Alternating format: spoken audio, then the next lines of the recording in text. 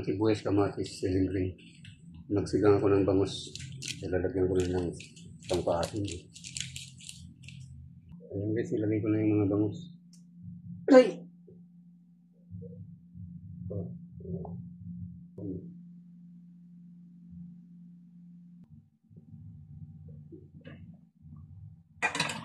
Yan guys, ilagay ko na yung kangkong.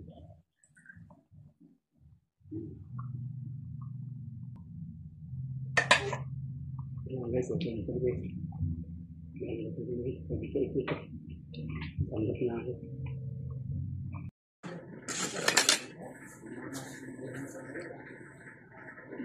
Makakawag sa ako sa may yung makalawa, hindi ko naman nasagot.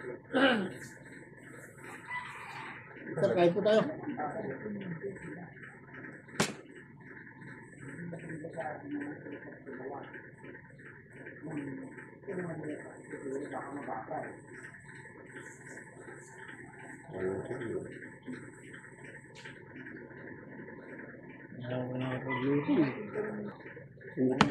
Ulo ng ano.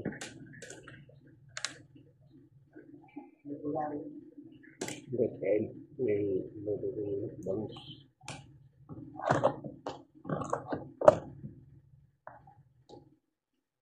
Hindi mo naubos yung kanin sa gabi. Tira ko po. Tira lang eh.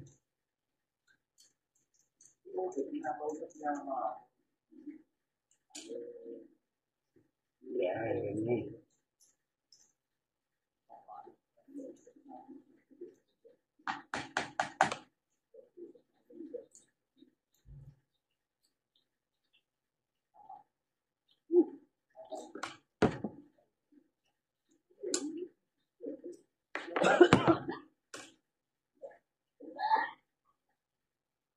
Tayo.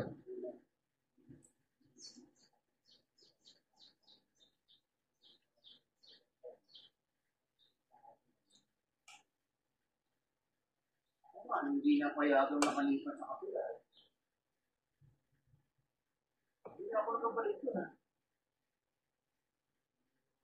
Nga, kailan lang, nabalita naman na parang babalik ka dun eh. Oo, hindi nga, ayaw na payagan eh. Kasi kailangan pa.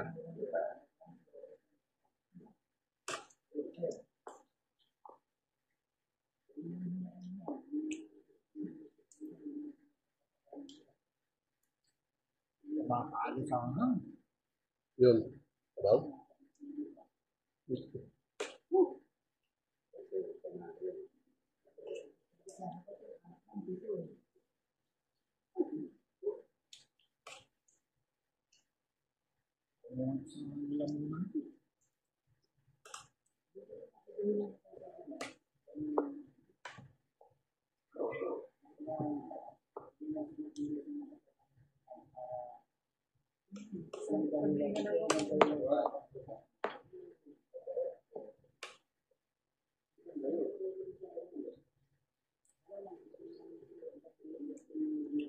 Magpa-display na doon.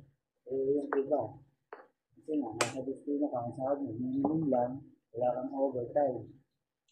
Talo ka talaga. Kaya yan sila nagtataga sa minimum dahil may overtime sila. Ngayon, kung sisiruin mo yan, hindi kakalas talaga dyan. Kasi silang mahihirapan ng tao. At nung lang binigyan nyo ng 3 hours din ng overtime, ano siguro sa kanila yun? Kasi niro. Baka hindi mo maintindihan yung ano ng tao. Hindi basta-basta lang pasasawarin mo ng minimum, tapos i-display mo pa din sa malayo. Maghanap talaga ng mas alternative yan, paraan para makasurvive. Alternative nila, pero nakakita ko kung sila lang mismo yung makuha, ay na tayo welder. Oo. Tapos mag-release ka. Yun lang muna dahilan na. Ano sa ibang may dadahilan eh. Basta ganun lang, lilipat ka na walang dahilan. Hindi tatanggapin nyo. Oo. Gawa siya ng...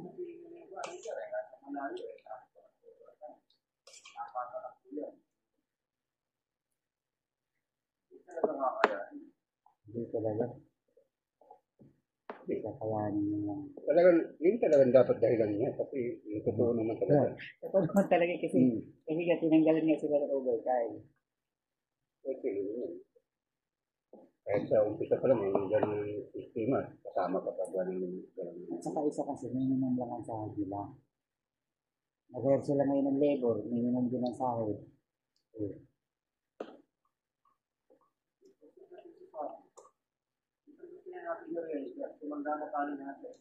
Eh, kaso sir, yung mga bago eh. Hindi kung sakaling may bago. Parang unfermented doon sa mga pinag-uusapan natin ngayon, yung regular, ha? Pero yung regular.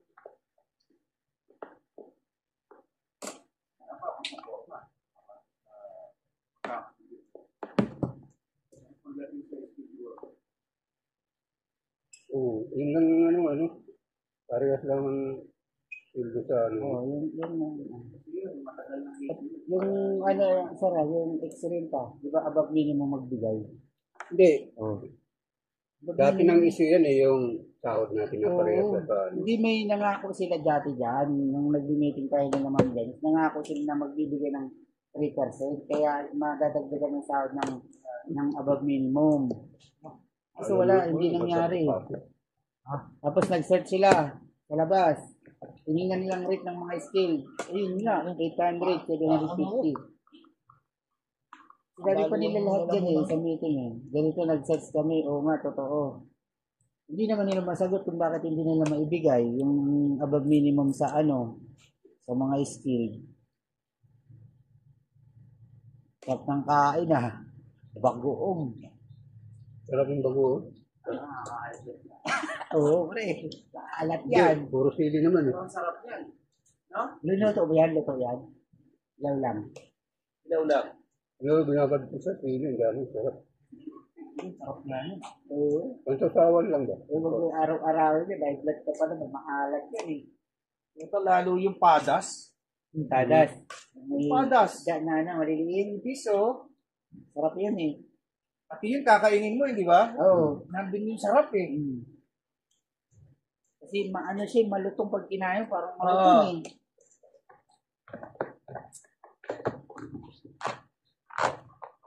Naalala mo si Bayabas? Louie. Ay, oo. Pinto. Puta na walang inuulam kundi padas araw-araw.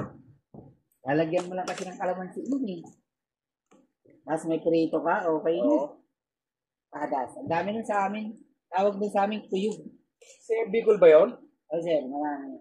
Ano yun? Wala Danggit. ko sa Pangasinan yan. O, meron isa pa na, ang isda na yun, danggit yun, na maliliit. Yun yung maliliit mo. Yung parang similya. Yun yun. Ano ba yun? Oo. Hindi na lumalaki yun? Malaki yun, sir. Yung nagawang bagoong? Oo, similya yun. Similya na. Ah. Oo, no. Yun yung ginagawa nila. Akala ko, ganun na lang sila kalalaki habang buhay. Hindi. Isda yun na maliit. Malaki yun.